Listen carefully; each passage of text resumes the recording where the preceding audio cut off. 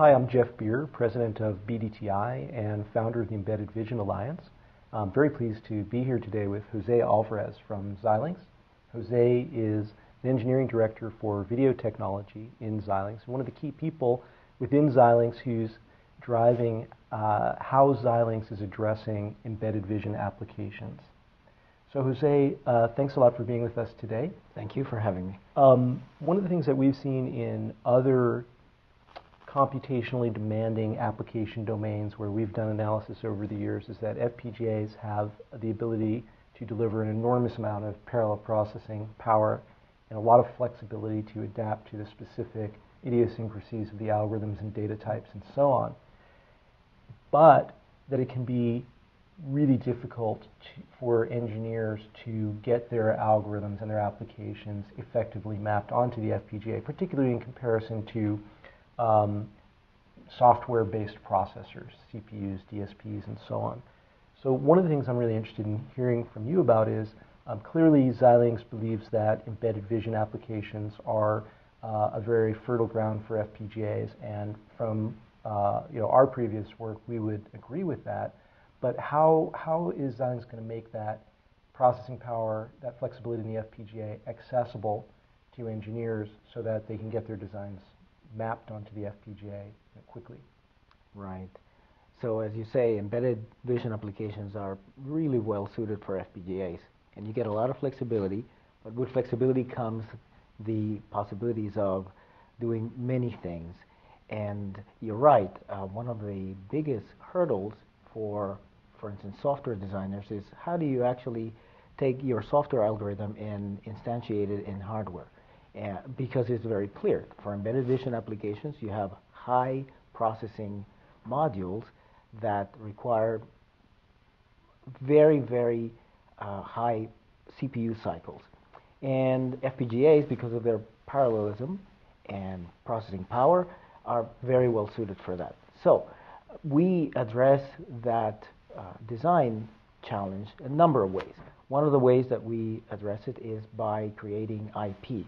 And IP modules that will facilitate the creation, for instance, of video systems or imaging systems on the FPGA. In this context, an IP means reusable component library provided by Xilinx, so a design engineer can drop it into his design as opposed to building the whole thing from scratch. Exactly. So IP, intellectual property that we provide to our customers, our designers, so that they could actually do very easy designs by, for instance, addressing how do I bring video, digital video into my design. Mm-hmm. And it may seem as a very simple request, but not so simple when you really look at the entire system. And so we provide IP that will allow a designer to bring in DVI, HDMI, or any of the other interfaces into their design. We provide IP to pre-process that information. Many times you get video that's perhaps not the best quality or perhaps not well suited for your own application. We provide IP that will allow our designers, our customers, to clean up the video, resize it, change the color, etc. And then at the end, we also provide IP for them to take the video out of the design and into the world, for instance, through Ethernet interfaces, or again, through the same video interfaces that we came in, DVI, HDMI, etc., DisplayPort, for instance, very common interfaces. So pre-processing, post-processing. But we don't stop there. So we go the next step, because to have the IP without a means of connecting it easy, it's not useful. And so we have a standard bus, an AXI4 streaming bus, which allows us to connect the IP easily with each other. And so interoperability is a very, very useful thing to have when you're building systems. So now you could actually have IP that actually can talk to each other, so that as a designer you can make decisions where you put your IP in the pipeline, if you will, in a processing pipeline. So we provide the means of connecting the IP. We also provide the means of controlling the IP as well, because in embedded vision systems, you cannot really operate in a void. You have to always operate in the context of many times an operating system with drivers.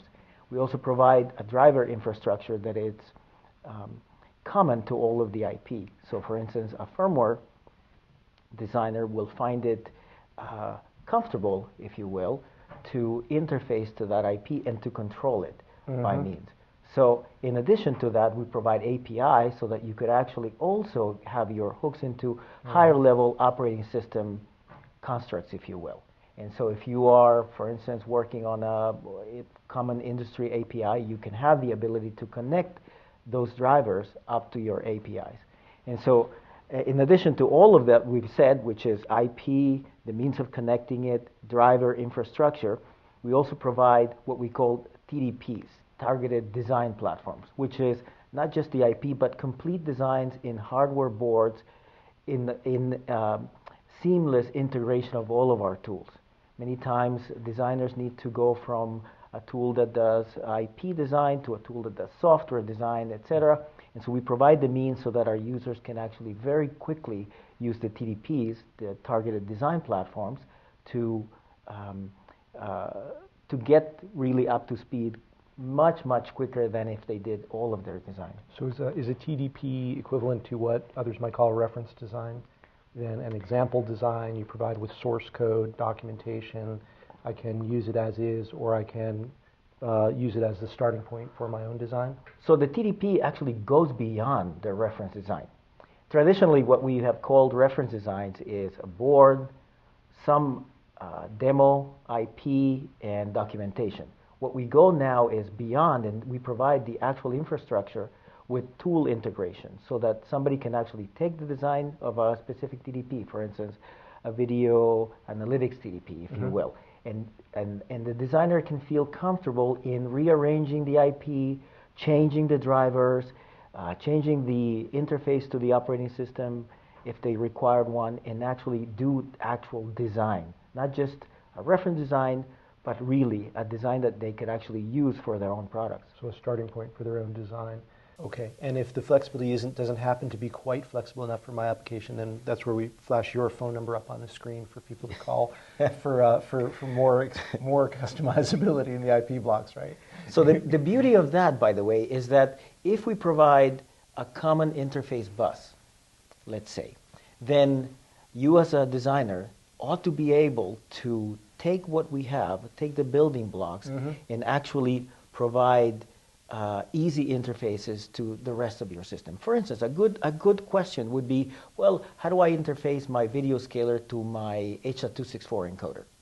And provided that your H.264 encoder takes in standard YUV video, which is very common, we provide all of the interfaces that are common for that, both HD and SD interfaces, so 720p, 1080p, etc. So you're guaranteed that perhaps it's an easier way to connect to what you are developing today. Now I want to go back to something you said a minute ago about what the hardware is good at versus what the processor is good at. So I think what you were saying is that the sort of classical computer vision pipeline is you acquire the video, you do some image conditioning to get a better picture, so to speak, for the later stages of processing.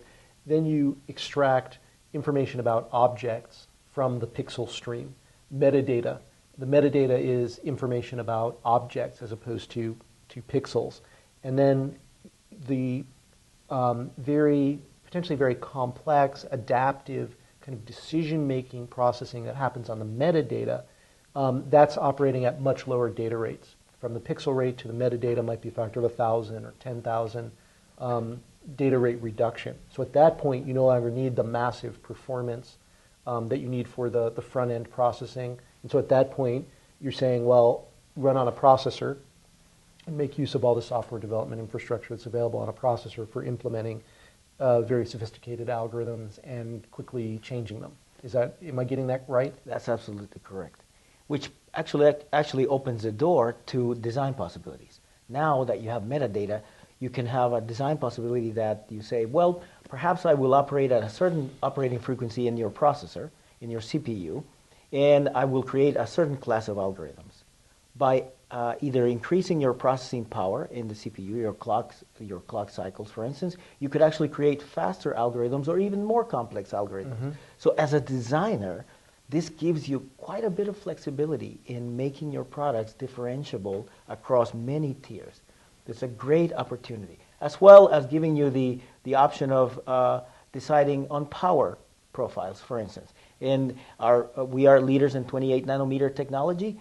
We provide you not only the architectural way of planning your product portfolio, but also with 28 nanometers, very low power, high performance, we take you to the next level of applications. So am I getting you correctly that what you're saying is, so in general, you might have your pixel processing in the FPGA fabric and your metadata processing in a processor, which the processor might be inside the FPGA or not. But where exactly you draw that line, you might vary. For example, if you have a product line spanning different levels of performance, your lowest performance product, let's say it was a smart surveillance camera, might do more on the processor, including some of the pixel processing, in order to reduce the amount of FPGA used and reduce the cost, whereas your high-end product might do more on the FPGA in order to deliver higher resolution or frame rates or more sophisticated algorithms, but use the same basic architecture of FPGA fabric plus processor.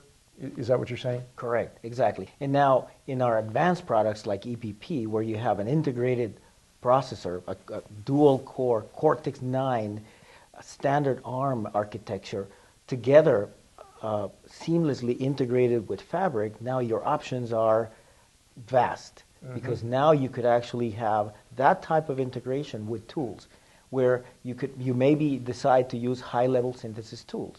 And so your high-level synthesis tools may allow you to have a C-based design and go directly from C to gates. Obviously, at this point of the technology, you as an architect need to draw that line. So it's a good question. We're constantly looking for new ways of drawing that line automatically. But at this point, you as an architect will have to draw that line, but we will provide you with the tools so that you could actually measure your performance, and you could actually make clever decisions as to where would your processing is better done. For instance, the decision of use metadata. It's something that you as an architect may decide. And we've touched upon video analytics applications, but the use of metadata or abstractions like metadata are common in every other industry, medical industry, consumer, etc. So the idea is to intelligently divide that. Great. Well, I think we're about out of time for today. Thank you very much, Jose. My pleasure. Really interesting stuff. We'll have to come back and talk again soon because I've got a dozen more questions that I'd like to put to you. Thanks a lot for your time. Thank you.